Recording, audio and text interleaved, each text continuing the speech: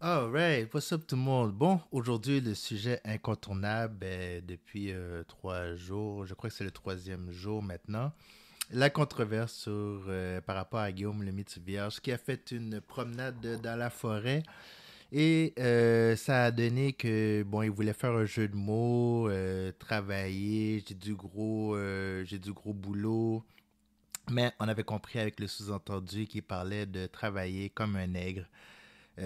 C'était absolument inapproprié, c'était dérangeant, surtout que le mot néga était inscrit sur l'arbre, et puis c'était même pas écrit croche, c'est comme si quelqu'un avait pris le temps de tracer ça à l'exacto.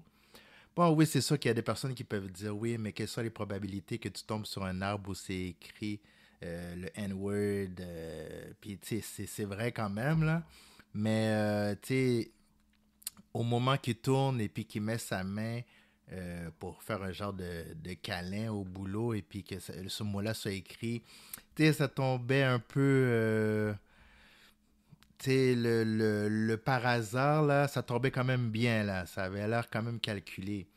Et puis là, si vous avez vu sa vidéo sur Instagram, c'était pourri. Ça paraît que c'était une affaire qu'il avait essayé à peu près comme deux, trois fois, là, avant de sortir la vidéo.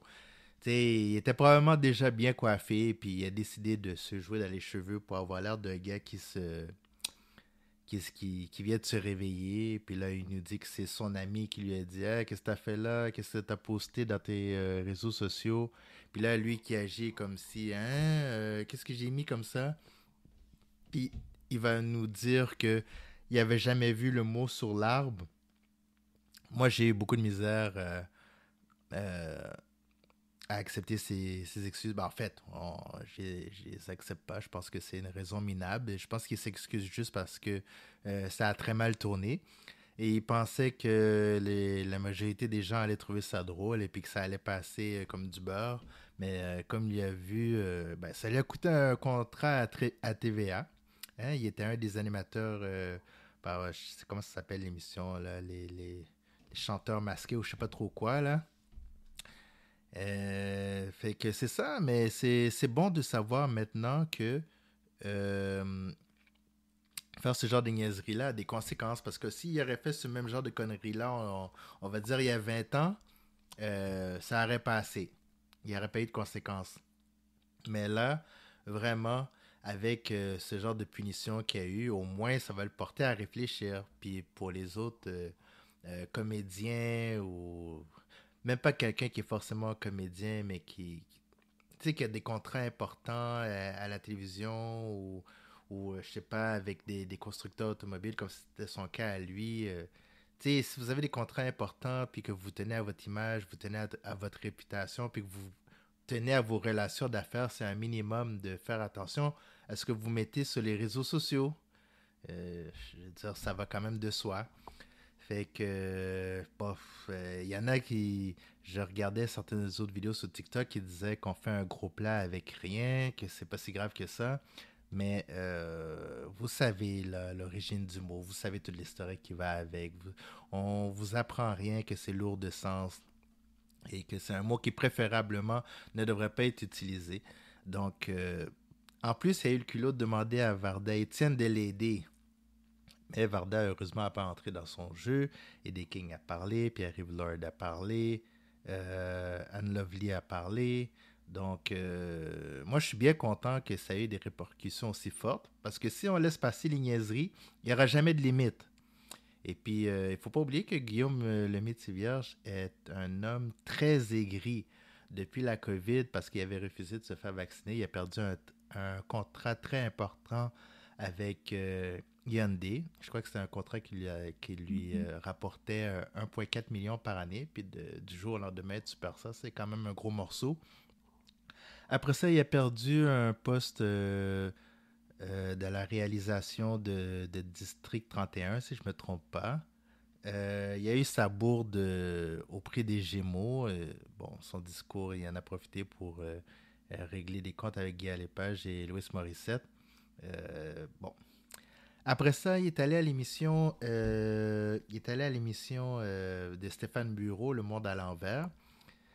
Et puis là où au moins il a fait un petit effort, il a avoué qu'effectivement qu'il avait besoin d'aide. Il avait besoin d'aide. C'était une émission qui était tournée peu de temps avant son mariage avec sa nouvelle conjointe. Et puis, bon, ben, on a vu qu'en fait, compte, depuis cette entrevue, depuis qu'il passait cette émission-là, malheureusement, il n'a pas été chercher l'aide qu'il avait de besoin. Et c'est sûr que là, il va être encore plus aigri d'avoir perdu son contrat à TVA. Là, il lui reste son école de parachutisme. Et puis, il y a son balado aussi. Je pense que ça s'appelle Comité de parents. Je ne sais pas trop, là. Et puis, là, il faut qu'il fasse attention parce qu'à un moment donné, il risque de se retrouver sans rien. Mais c'est ça l'affaire. T'sais, bon, dans son cas à lui, je pense que c'était un coup de pub. Il voulait absolument revenir à la lumière parce que on parlait, ça faisait un petit bout qu'on parlait pas trop de lui. Et puis, bon, ben, je pense que pour son coup de marketing, ça a quand même marché parce qu'il a fait la une des journaux. Il a fait le tour, il a fait le tour de TikTok et Instagram. Donc, pour sa pub, il a eu. Maintenant, est-ce qu'il peut être fier de lui? Je pense pas. Est-ce que ça va l'amener à réfléchir ou il va multiplier des vidéos Instagram pour évacuer sa frustration? On ne sait pas qu'est-ce qu'il y en est pour ça. On espère que sa femme va lui parler quand même, puis que ses enfants vont lui parler aussi pour dire, regarde, tu sais, ce serait peut-être une bonne chose que tu sois off des ondes pour un petit bout. Ouais, mais on ne sait pas quel genre de réflexion qu'il va faire. On n'a vraiment aucune idée. On espère juste qu'il va prendre en compte ce qui se passe en ce moment pour essayer de mieux rebondir. Parce que là, si tu commences à être barré de partout, ça va être vraiment difficile de gagner ta vie. Fait qu'en tout cas, moi, tu sais, pas qu'on veut se réjouir des malheurs des autres, mais écoutez, si on prend ça à l'inverse, si un comédien noir aurait eu le culot de faire une blague raciste comme ça, bon, vous pouvez facilement vous imaginer que ça aurait été encore plus catastrophique. Ah, lui, on l'aurait pas manqué. Lui, on l'aurait vraiment barré des antennes. Et quand t'es barré du Star System québécois, c'est que t'existes juste plus. T'existes vraiment plus.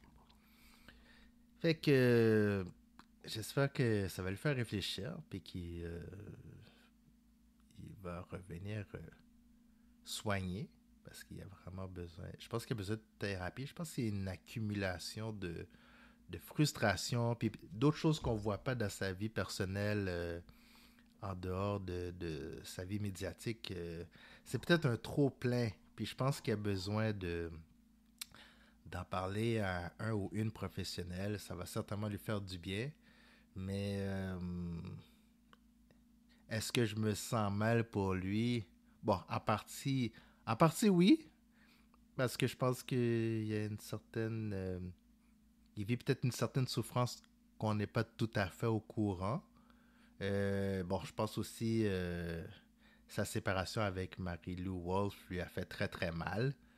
Et que ça lui a pris beaucoup de temps à digérer. Mais en tout cas, euh, écoute, je lui souhaite de rebondir.